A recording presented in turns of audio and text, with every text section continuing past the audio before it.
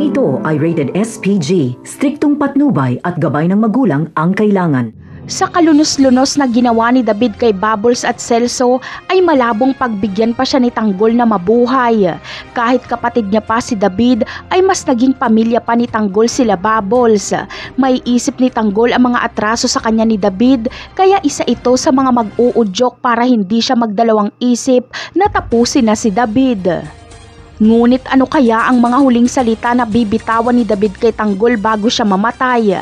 Malamang dito na malalaman ni Tanggol ang sekreto sa kanyang pagkatao.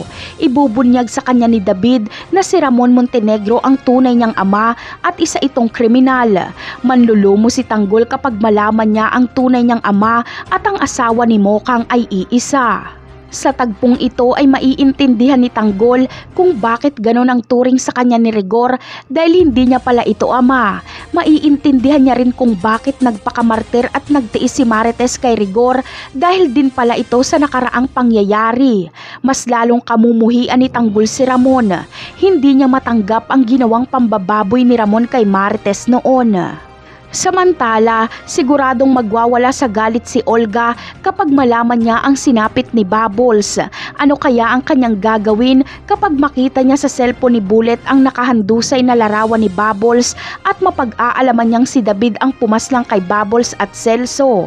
Si Tanggol pa rin kaya ang kanyang sisisihin o ito na ang oras para makipag-alyansa siya kay Tanggol para pabagsakin at ubusin ang mga Montenegro? Napakarami pa nating dapat abangan sa mga susunod na episode. Paalam!